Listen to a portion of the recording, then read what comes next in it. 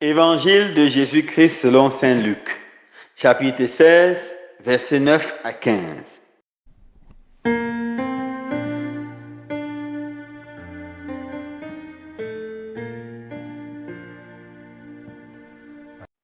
En ce temps-là, Jésus disait à ses disciples, « Moi, je vous le dis, faites-vous des amis avec l'argent malhonnête, afin que le jour où il ne sera plus là, ces amis vous accueillent dans les demeures éternelles.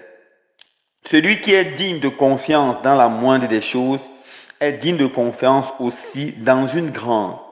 Celui qui est malhonnête dans la moindre des choses est malhonnête aussi dans une grande. Si vous n'avez pas été digne de confiance pour l'argent malhonnête, qui vous confiera le bien véritable?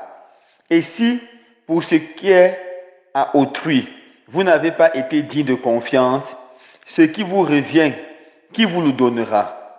Aucun domestique ne peut servir deux maîtres.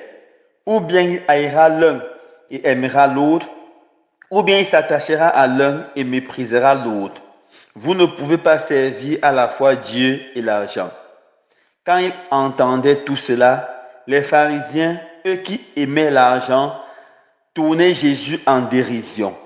Il leur dit alors, vous êtes de ceux qui se font passer pour justes aux yeux des gens, mais Dieu connaît vos cœurs.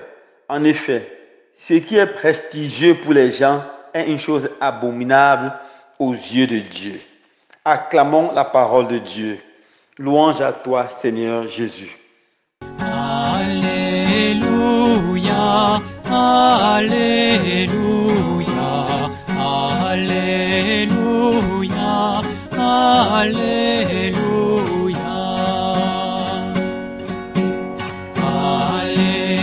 Alléluia, Alléluia, Alléluia, Alléluia.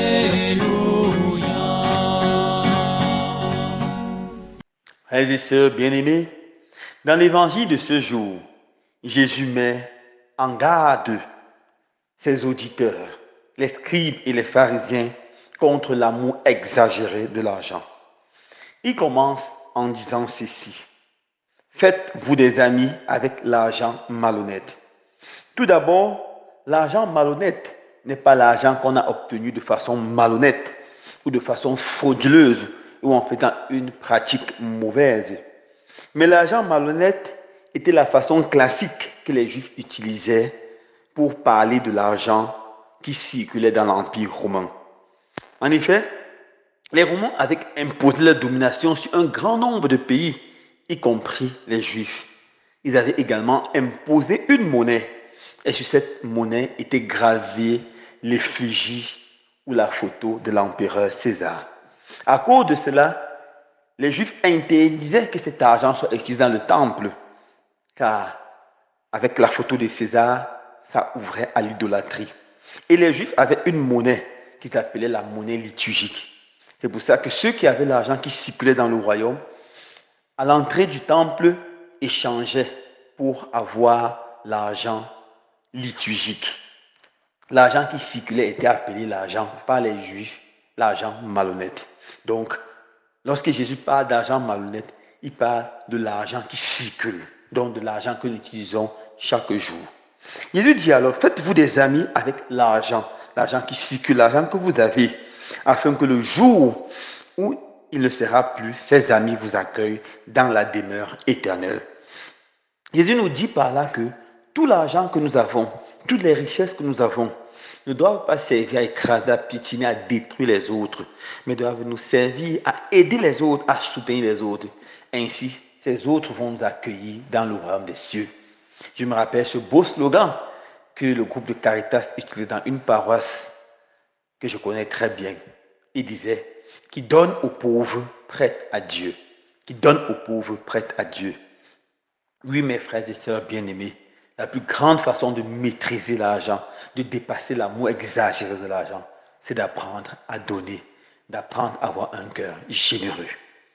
Saint Paul nous dira que l'amour de l'argent est la source de tous les maux, tous les problèmes.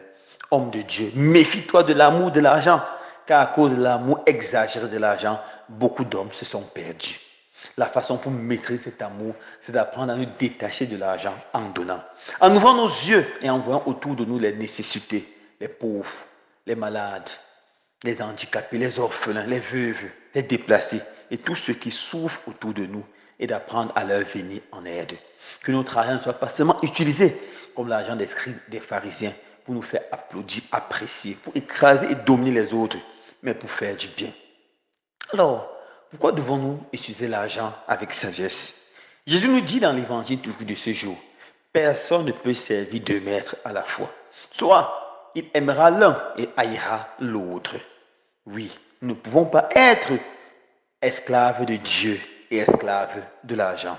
Soit on choisira Dieu, soit on choisira l'argent. Mon frère, ma soeur, toi qui m'écoutes aujourd'hui, quel est ton véritable maître? Est-ce Dieu ou est-ce l'argent? À qui est-ce que tu obéis? À Dieu ou à l'argent? Qui captive tes pensées, prend ton cœur? Est-ce Dieu ou est-ce l'argent? Si tu es le véritable esclave de Dieu, tu auras toujours le temps pour Dieu. Le temps pour la prière, le temps pour la messe, le temps pour l'adoration, le temps pour prier ton chapelet. Mais si c'est l'argent ton Dieu, c'est ça qui va te passionner. Malheureusement, dans le monde aujourd'hui, tellement de personnes ont fait Dieu, ont écarté Dieu de leur vie et ont érigé Mammon, le Dieu argent, comme leur seul Dieu. Beaucoup de nos jeunes filles se perdent à cause de l'amour exagéré de l'argent. À cause de l'argent, elles peuvent vendre leur corps. À cause de l'argent, elles peuvent se vendre totalement. Beaucoup de gens sont capables de faire la pire des choses, commettre la pire des atrocités pour avoir de l'argent. C'est pour ça qu'on voit à gauche et à droite les porte-monnaies magiques. On voit les jeunes, même les enfants, qui livrent leur âme au diable, au démon, à cause de l'argent. Mais alors on peut se poser la question, est-ce que l'argent rend vraiment heureux? Je connais beaucoup de personnes riches, mais qui sont malheureux. L'argent ne rend pas vraiment heureux. L'argent peut contribuer au bonheur, mais ne rend pas heureux. Il y a des personnes riches qui ont des grosses maisons, mais qui une fois par semaine ne peuvent pas dormir chez eux. Ils savent déjà le pacte qu'ils ont fait avec le diable. Il y a des gens qui ont des lits somptueux, mais certains jours de la semaine, ils sont obligés de dormir au sol parce qu'ils ont des pactes avec le diable. Est-ce cela le véritable bonheur? Est-ce cela le véritable bonheur? Je m'appelle ce roi, l'histoire de ce roi qui était très riche et très puissant, mais qui n'était pas heureux. Malgré tout l'argent qu'il avait, toute la gloire qu'il avait, tout le prestige qu'il avait, il souffrait d'anxiété. Et un jour, il a envoyé tous ses serviteurs aller dans tout le royaume et chercher l'homme le plus riche du royaume et de l'amener chez lui. Car il est allé voir un moine, il était très anxieux. Et le moine lui a dit, trouve l'homme le plus heureux du royaume, prends son habit, prends sa chemise et porte-la. Alors tu seras heureux jusqu'à la fin de ta vie. Alors il a envoyé chercher l'homme le plus heureux. Après plusieurs mois de recherche, ils ont trouvé un homme qui était extrêmement heureux et joyeux et l'ont emmené chez le roi. Avant que le roi ne le reçoive, le serviteur entre et dit au roi, Sa Majesté, nous avons trouvé l'homme le plus heureux du royaume. Il dit, amenez-le rapidement pour que je puisse revêtir sa chemise. Et le serviteur dit, mais malheureusement, il n'a même pas de chemise. Oui, c'était un pauvre monsieur qui n'avait même pas de chemise, mais qui était très heureux. On peut être pauvre et être heureux en se contentant de ce qu'on a, en ne pas se laissant mépriser par les riches. On peut être pauvre et être heureux en vivant dans la joie de connaître Dieu. Que le Seigneur donne la grâce en ce jour de pouvoir maîtriser notre amour fou de l'argent, ne pas créer des problèmes et ne pas être capable de les résoudre, de rester comme le Seigneur nous a créés, avec notre humilité et notre simplicité. Ainsi notre vie sera une véritable joie et une bénédiction pour les autres. Que le Seigneur nous aide également à savoir partager ce que nous avons à ceux qui n'en ont pas. Loué soit Jésus-Christ.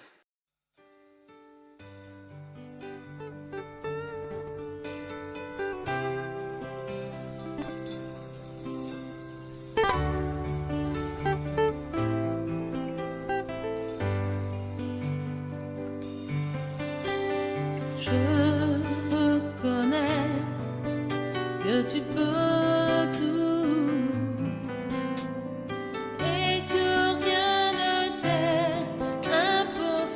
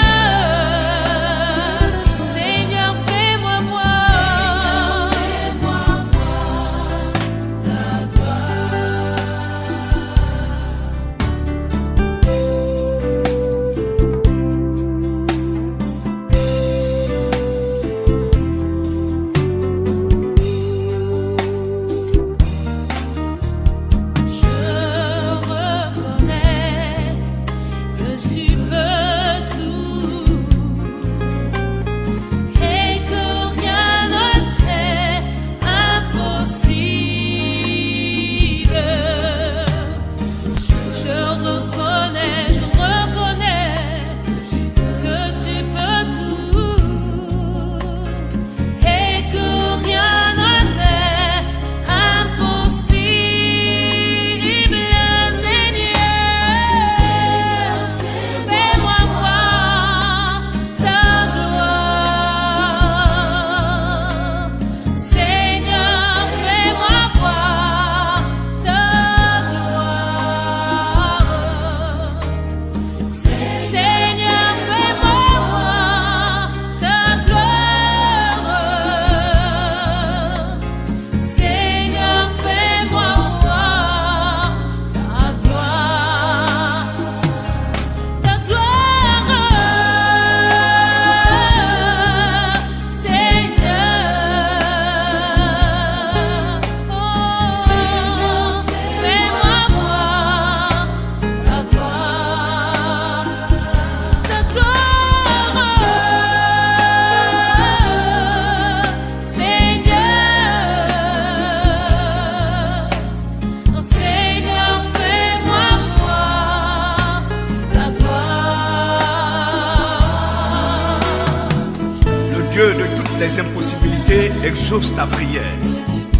En effet, ta lumière poindra comme l'aurore et ta guérison germera promptement. La justice marchera devant toi et la gloire de l'Éternel t'accompagnera.